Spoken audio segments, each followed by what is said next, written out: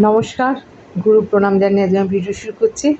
যে বিশেষ টপিকের উপর আজ আমি ভিডিও করব সেটা হলো কর্কট রাশির মে মাস ঠিক কেমন যেতে চলেছে, কতটা সাফল্য কতটা ব্যর্থতা কর্কট রাশির জন্য অপেক্ষা করছে সেই সম্বন্ধে আপনাদের সাথে ডিটেলস আলোচনা করব। তার আগে আমি প্ল্যানেটের মুভমেন্ট নিয়ে বলবো, গ্রহরা কোথায় অবস্থান করছে সেই সম্বন্ধে বলবো। প্ল্যানেটারি পজিশন এখন যা চলছে, ট্রানজিটে এখন প্ল্যানেটারি পজিশন চলছে যা 1 মে জুপিটার মেষ রাশি থেকে বৃষ রাশিতে প্রবেশ করবে 1 বছরের জন্য, এবং বৃহস্পতির যে 3টে দৃষ্টি সেটা থাকবে কর্কট রাশির তৃতীয়, পঞ্চমে এবং সপ্তমে। শনি অবস্থান করছে অষ্টমে, তার মূল ত্রিকোণ ঘর কুম্ভ রাশিতে। রাহু এবং মঙ্গল রয়েছে নবমে, এবং শনির তৃতীয় দৃষ্টি পড়ছে আপনাদের দশমে, দশম দৃষ্টি পড়ছে আপনাদের পঞ্চমে। কেতু রয়েছে আপনাদের তৃতীয়, রাহু রয়েছে নবমে, সেখানে মঙ্গলকে নিয়ে রয়েছে, অঙ্গারক যোগের সৃষ্টি করছে। বুধ মেষ রাশিতে প্রবেশ করবে, আপনাদের দ্বাদশে প্রবেশ করবে। 14 মে রবি আপনাদের দ্বিতীয় পতি আপনাদের একাদশে প্রবেশ করবে, এবং 19 মে শুক্র আপনাদের একাদশপতি এবং চতুর্থপতি প্রবেশ করবে আপনাদের একাদশে। দ্বাদশপতি এবং তৃতীয়পতি প্রবেশ করবে আপনাদের একাদশে। এই হলো প্ল্যানেটারি পজিশন কর্কট রাশির জন্য। প্রথমেই বলবো, আপনাদের নবম ঘরে যেহেতু অঙ্গারক যোগ সৃষ্টি হচ্ছে, পিতা বা পিতৃস্থানীয় ব্যক্তির সাথে সম্পর্ক ভালো রাখার চেষ্টা করবেন। এই সময় দেখা যাবে যে বড়দের সাথে বা কোনো গুরুজনদের সাথে আপনারা তর্ক বিতর্কে জড়িয়ে পড়তে পারেন, সেদিকে একটু অ্যালার্ট থাকবেন। এবং ভাগ্যের ফুল সাপোর্ট কিন্তু এই সময় আপনারা পাবেন না, তার কারণ মঙ্গল রাহু যে যোগ সৃষ্টি করছে সেটা কিন্তু একটা নেগেটিভ যোগ সৃষ্টি করছে। কখনো তর্কাতর্কি, ঝগড়া, অশান্তির মধ্যে কিন্তু আপনারা জড়িয়ে যেতে পারেন। ভ্রমণ বা ট্যুরের কিন্তু একটা সম্ভাবনা দেখা যাচ্ছে।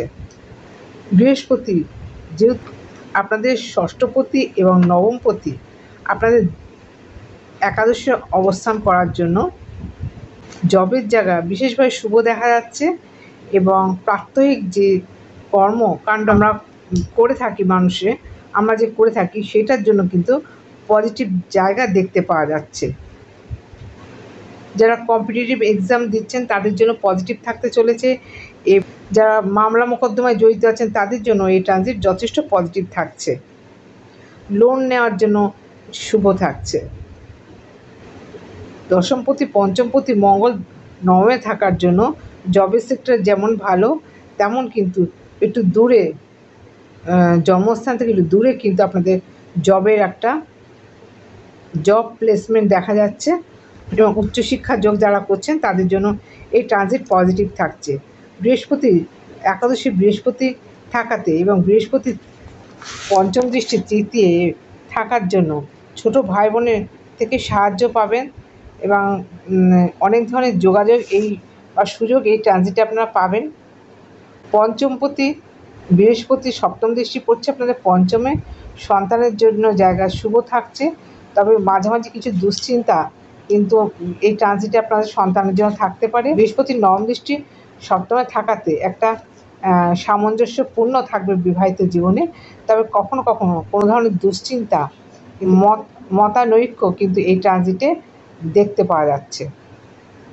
যারা বিজনেস করছেন তাদের জন্য শুভ থাকছে, বিশেষ করে যারা নিজস্ব পেশায় যুক্ত আছেন, যারা স্টক মার্কেট শেয়ার মার্কেট রয়েছেন তাদের জন্য পজিটিভ থাকছে, এবং যারা নিজস্ব পেশা অর্থাৎ ডক্টর, সিএ তাদের জন্য, উকিল তাদের জন্য এই ট্রানজিট বিশেষভাবে পজিটিভ থাকছে।